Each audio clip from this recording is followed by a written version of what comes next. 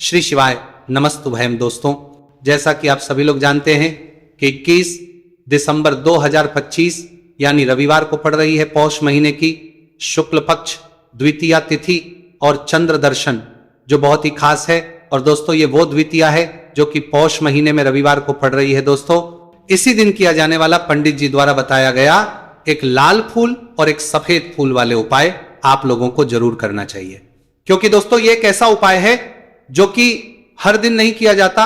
पौष महीने में जो रविवार की द्वितीया तिथि आती है उसी दिन किया जाता है।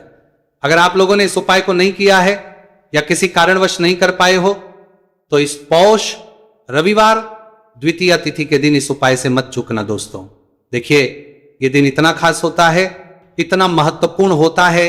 देखा गया है कभी कभी बड़े बड़े पूजा पाठ अनुष्ठान से जो मनोकामना पूर्ण नहीं होती है, वह पौष रविवार के दिन एक छोटे से करने से ही आपकी मनोकामना पूर्ण हो जाती है। और बहुत सारे लोगों ने इस उपाय को किया भी है और उनको इस उपाय को करने का फल भी जरूर मिला है। अगर आप लोग भी इस उपाय को इस रविवार के दिन करना चाहते हैं तो आप इस उपाय को पहले अच्छे से समझ लेना, सुन लेना, उसके बाद करना। आपको इस उपाय का फल जरूर मिलेगा, आपकी सभी मनोकामनाएं पूरी हो जाएंगी।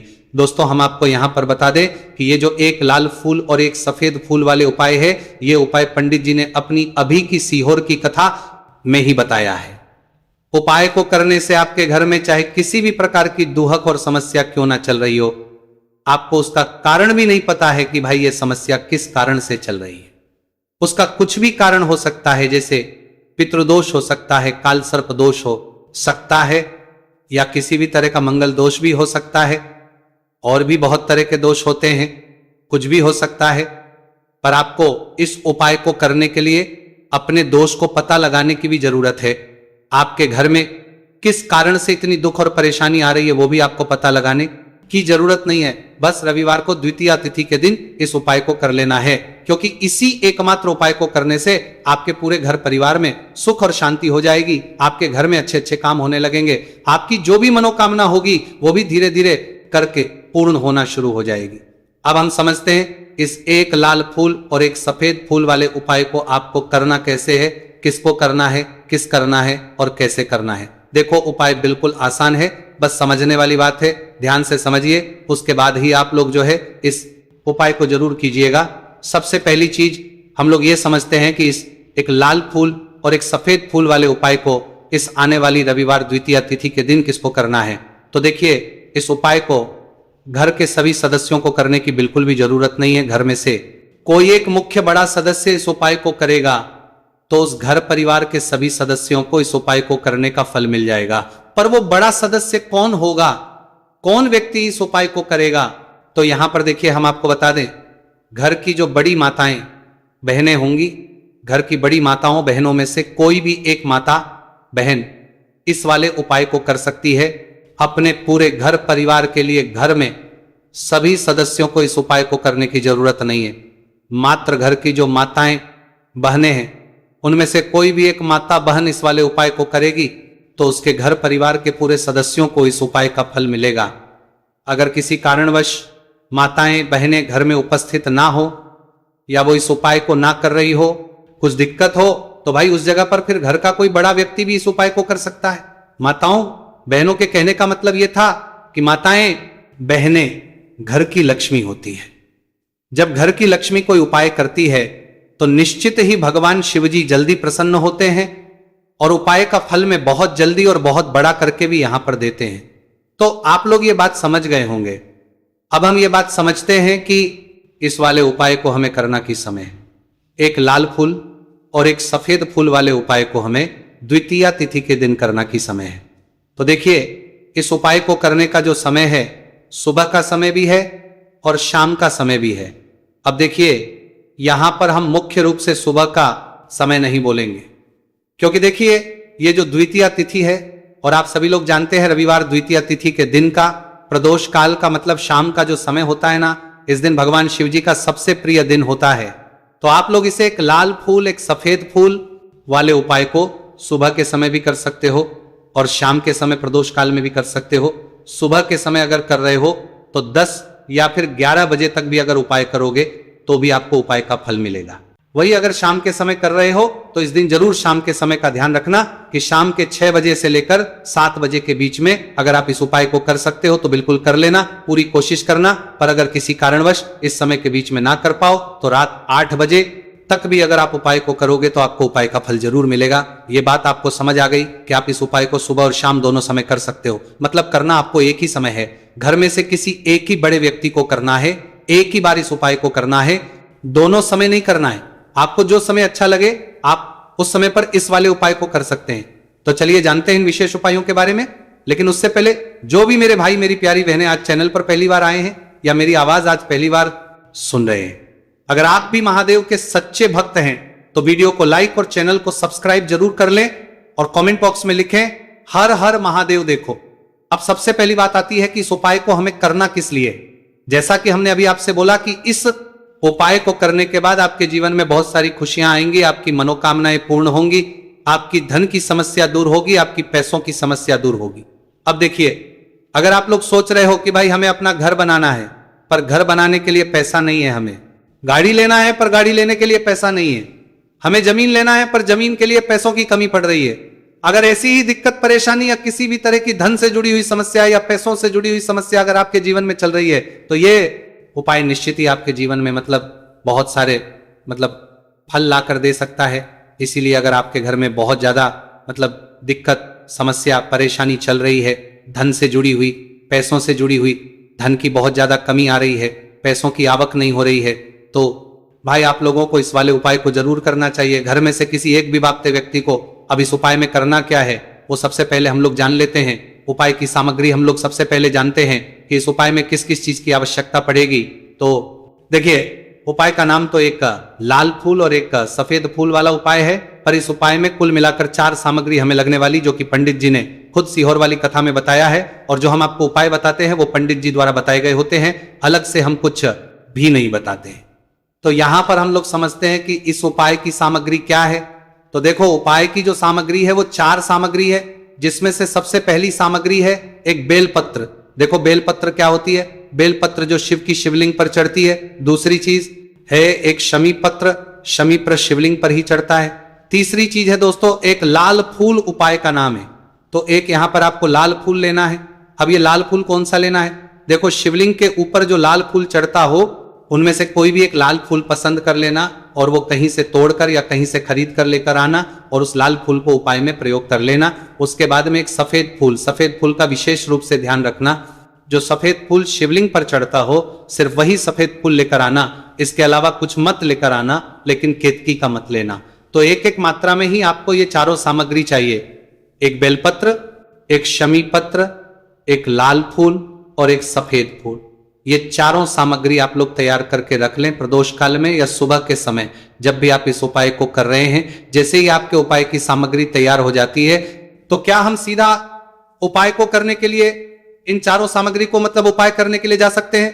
नहीं, तो यहां पर आपको इस बात का ध्यान रखना है कि हम भगवान शिव जी को प्रसन्न करने के लिए तो जा रहे हैं, हम अपनी मनोकामना को पूर्ण करवाने के लिए तो जा रहे हैं, पर हमें यह दर्शाना बिल्कुल भी नहीं है कि हम सिर्फ अपने फायदे के लिए भगवान शिव जी के मंदिर में आए हैं। इसलिए हम इस उपाय को करने के साथ साथ में भगवान शिव जी की पूजन अर्चना के लिए कुछ सामग्री भी जरूर लेकर जाएंगे। जैसे कि सुबह समय अगर आप उपाय को कर रहे हो, इस एक लाल फूल और एक सफेद फूल वाले उपाय को, तो भाई सुबह के समय आपको एक लोटा जल लेकर जाना है।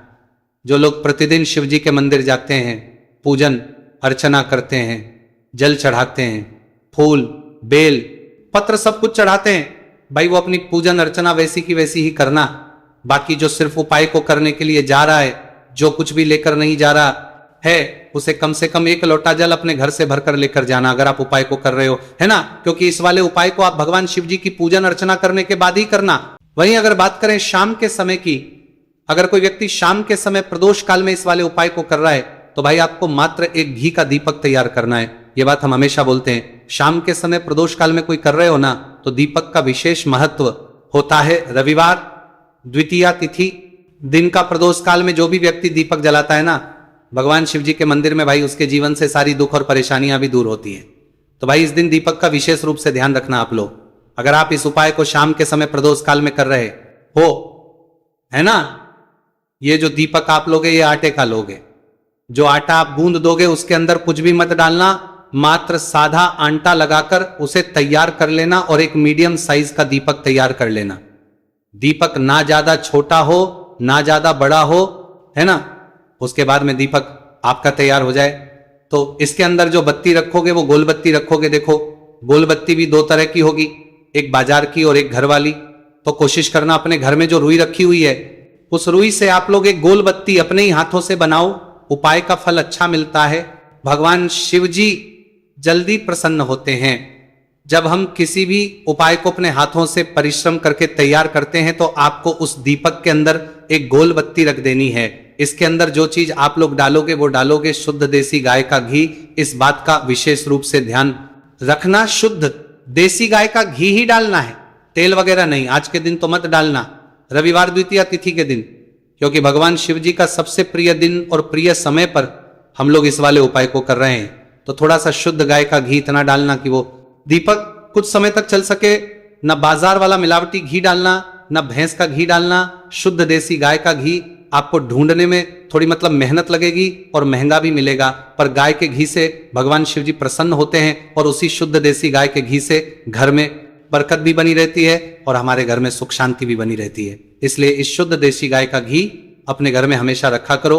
वो भगवान शिव जी के कार्यों में भी उपयोग में आता है और उपायों में भी हम लोग प्रयोग कर सकते हैं। तो यहां पर आपकी सारी तैयारियां हो चुकी है। उपाय को करते समय शुद्धता का विशेष रूप से ध्यान रखिएगा। सुबह कर रहे हो तो भाई सुबह तो आपको स्नान करना ही करना है। बाकी शाम को कर रहे हो तो शाम को मात्र हाथ मुंह धोकर भी आप लोग इस वाले उपाय को कर सकते हो, कोई दिक्कत वाली बात नहीं है भाई। उपाय की पूरी सामग्री तैयार कर और पूजन सामग्री लेकर आपको भगवान शिव जी के मंदिर पहुंचना है, जो आपके घर के पास में हो, जहां पर शिवलिंग विराजित हो, शिवालय हो, वहां पर आप लोगों को पहुंचना है। और जैसे ही आप भगवान शिव जी के मंदिर में पहुंचते हो वहां जाकर ही उपाय शुरू नहीं करना है। पहले आपको भगवान शिव जी की पूजन अर्चना करना है। पूजन अर्चना कैसे करोगे? सुबह के समय गए हो तो एक लोटा जल वगैरह जो भी पूजन सामग्री लेकर गए हो उससे पहले पूजन सामग्री आप लोग मतलब पूजन भगवान शिव जी की कर लो। जो व्यक्ति सिर्फ एक लोटा जल लेकर गए हैं वो शिव जी के शिवलिंग पर मात्र एक लोटा जल एक धारा से धीरे धीरे करके चढ़ा लो। अपनी पूजन अर्चना आप लोग जो है पूरी कर लो पहले। उसी के बाद अगर आप शाम के समय कर रहे हो तो पहले जाकर बैठना है भगवान शिव जी के शिवलिंग के पास में। आप जो दीपक तैयार करके लेकर आए हो उस दीपक को पहले जलाना है। ये जो दीपक आप लोग जलाओगे ना, ये किसी और की माचिस से मत जला, अपनी ही माचिस अपने ही घर से लेकर आना और इस दीपक को अपने ही माचिस से जलाना। अगर आपने मंदिर की माचिस या किसी और की माचिस ले ली इस उपाय को करने में, इस उपाय का फल उस व्यक्ति को भी बहुत मिल जाएगा। इस बात का ध्यान रखना, अपने घर से अपनी ही माचिस लेकर जाना और इस दीपक को जलाना। दीपक को जलाने के बाद भगवान शिव जी की शिवलिंग के पास में रख देना। शिवलिंग के इतना पास में मत रखना कि शिव जी को आंच लगे, थोड़ी सी दूरी बनाकर ही जो है इस दीपक को शिवलिंग के पास में आप लोग रख दीजिएगा। अब जैसे ही आपकी पूजन अर्चना हो जाती है भगवान शिव जी के शिवलिंग के सामने या आसपास कहीं पर भी बैठ जाइए उपाय को करने के लिए। और उपाय को करने से पहले आप लोग अपनी वो चारों पूजन सामग्री निकाल लीजिए। उपाय की जो सामग्री है वो निकाल लीजिए और भगवान इसे शिव जी के शिवलिंग के ऊपर एक माता अशोक सुंदरी जी का स्थान देख लीजिए। माता सुंदर जी का जो स्थान होता है वो जलाधारी के ऊपर होता है, जलाधारी के बिल्कुल बीचों बीच में होता है। आप लोगों ने देखा भी होगा शिवलिंग की जलाधारी होती है। जलाधारी के बिल्कुल बीचों बीच का जो स्थान होगा वो माता अशोक सुंदर जी का स्थान होगा, क्योंकि यहीं पर हमें ये जो है उपाय को करना है। सबसे पहली चीज अब हम उपाय को करना शुरू करते हैं। आप सबसे पहले अपनी एक बेलपत्र उठा लो। एक बेलपत्र को आपको माता अशोक सुंदरी जी वाले स्थान पर सबसे पहले समर्पित करना है। बेलपत्र की डंडी का मुख होगा जलाधारी की तरफ जहां से जल बहता है और नीचे गिरता है, और बीच वाली बड़ी पत्ती का मुख मतलब शिवलिंग की तरफ होगा। इस तरीके से आपको इस बेलपत्र को माता अशोक सुंदरी जी वाले स्थान पर समर्पित कर देना है। उसके बाद में अपनी एक शमी पत्र उठा लो जो आप उपाय के लिए लेकर आए हुए हो। शमी पत्र को उठाकर शमी पत्र की भी जो डंडी का भाग होगा वो जल की तरफ करके, जहां से जल बहता है नीचे गिरता है उस तरफ करके, और पत्ती वाला भाग शिवलिंग की तरफ करके इस शमी पत्र को भी उस बेल पत्र के ऊपर आपको समर्पित कर देना है। समर्पित करने के बाद अब आप ले लो अपना एक लाल फूल जो आप उपाय को करने के लिए लेकर आए हुए हो। इस लाल फूल का जो खिला हुआ भाग होगा, चाहे वो गुलाब का फूल हो चाहे कोई सा फूल जो शिवलिंग पर चढ़ता हो, भाई उस फूल का जो खिला हुआ भाग होगा वो शिवलिंग की तरफ होगा। बाकी जो पीछे का भाग होगा फूल का वो जलाधारी की तरफ, जहां से जल बहता है नीचे गिरता है उस तरफ होगा। और आखिरी में आपका जो एक सफेद फूल बचा हुआ है, इस सफेद फूल को भी आपको लेना है और सफेद फूल का जो खिला हुआ भाग होगा वो शिवलिंग की तरफ होगा, जहां पर शिवलिंग रखा हुआ है उस तरफ होगा। और डंडी का भाग जलाधारी के पीछे की तरफ हो जाएगा। मतलब जो जहां से जल बहता है और नीचे गिरता है, जब आप एक बेलपत्र, एक शमी पत्र और एक लाल फूल, एक सफेद फूल चढ़ा रहे हो तो उस समय आप लोगों को कांता भगवान या कांता चक्र का नाम लेते हुए ही जो है इस उपाय को करना है और भगवान शिव जी और नारायण जी का स्मरण करते हुए ही इस उपाय को आपको करना है। तो जब भी आप एक बेलपत्र, एक शमी पत्र, एक लाल फूल और एक कमी हो रही है, जो भी दुख और समस्या परेशानी चल रही हो आपको अपनी, वो दुख और जो है भगवान शिव जी से उपाय को पूरा करने के बाद वहीं पर पास में बैठकर बोल देना है, हाथ जोड़ के आंखें बंद करके अपनी परेशानी और श्री शिवाय नमस्तुभयम का जाप करना है। दोस्तों, आज हमने इस वीडियो में कुछ उपाय बताए हैं जो आपको करने हैं। अगर आपको वीडियो अच्छी लगी हो तो वीडियो को 1 लाइक और चैनल को सब्सक्राइब जरूर करें। हर हर महादेव।